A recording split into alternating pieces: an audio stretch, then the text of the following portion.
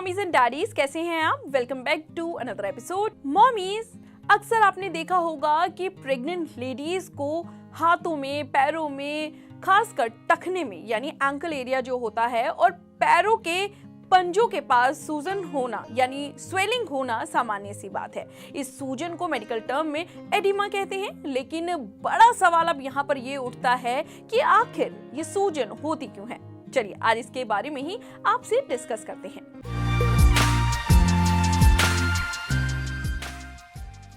Mommies देखिए, गर्भावस्था यानी प्रेगनेंसी के दौरान बच्चे के संपूर्ण विकास, ओवरऑल डेवलपमेंट के लिए, बच्चे को सुरक्षित रखने के लिए हमारे में यानी प्रेग्नेंट लेडीज में जो खून होता है उसकी ज्यादा फ्लोइंग हो जाती है, ज्यादा उसका फंक्शनिंग बढ़ जाता है। तो इसके कारण हमारे पैरों में, हाथों में सूजन आ जाती है।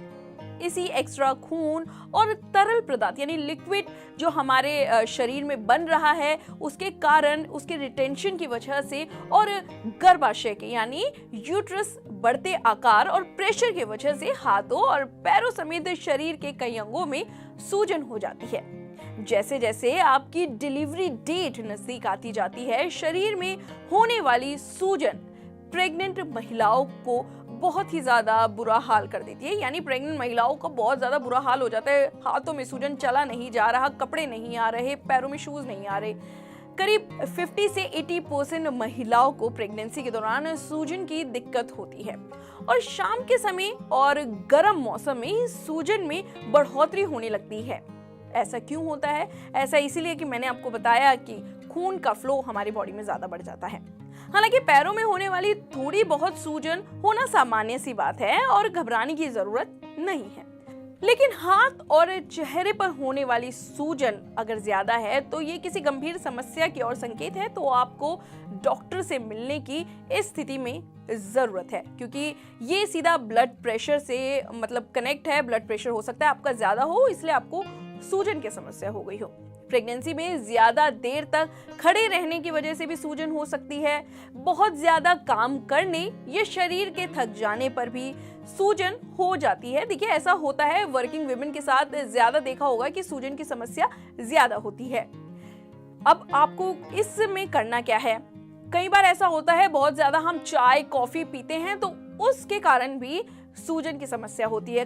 खाने में नमक और सोडियम का ज्यादा इस्तेमाल करने और पोटेशियम का कम सेवन करने से आपको सूजन नजर आने लगेगी, यानी सूजन की समस्या आपको हो सकती है। अब आपको इसमें करना क्या है? अब सूजन को दूर भगाने के लिए हमें एक्टिविटीज करनी होगी, यानी हमें बॉडी को रेस्ट में नहीं रखना। आपको वॉक करना है, धीरे धीरे आपको वॉक कीजिए, सूजन की समस्या कम होगी।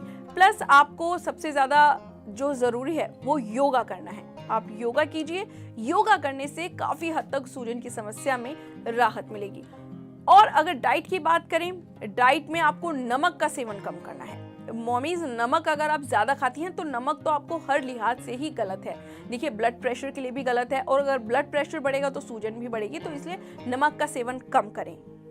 देखिए मॉमीज, आपको कैफीन का इंटेक बहुत कम करना पड़ेगा। अगर आप चाय कॉफी की बहुत ही ज्यादा शौकीन है, एडिक्शन है आपको, तो आपको चाय और कॉफी कम करना होगा। प्लस पोटेशियम रिच फूड खाने होंगे, जैसे केला हो गया, आलू हो गया, इसमें पोटेशियम ज्यादा होते हैं। मटर हो गया, इसमें भी पोटेशियम ज्यादा होता है। फ्रूट्स होते हैं काफी सारे, उनमें पोटेशियम होता है, तो आपको वो खाना होगा जिससे आपको सूजन में काफी राहत मिलेगी। और एक घरेलू नुस्खा आपको बताती हूँ। आप रात के टाइम सरसों का तेल थोड़ा सा गर्म कर लें, उसमें अजवाइन डाल लें और उसको जो हिस्से में आपका सूजन है उस हिस्से पे लगाएं। काफी हद तक आपको राहत मिलेगी। मैं ऐसे ही करती थी, मुझे इस सूजन में सरसों के तेल लगाने से बहुत ज्यादा राहत मिली थी। तो आप भी इसको आजमा सकते हैं। अगर आपको सरसों के तेल या अजवाइन से एलर्जी ना हो तो गर्म कर लीजिए हल्का सरसों का तेल, उसमें अजवाइन डाल लीजिए जो आपकी स्किन को सूट करे। इतना नहीं बहुत गरम गरम लगा लें, इतना कि आपके शरीर को, आपकी स्किन को टॉलरेबल हो। तो आप ये कर सकते हैं। तो अब मैंने आपको आज बताया कि आप सूजन की समस्या से कैसे राहत पा सकती हैं। अगर आपको ज्यादा है तो आप सूजन की समस्या, तो आपको डॉक्टर से मिलना होगा।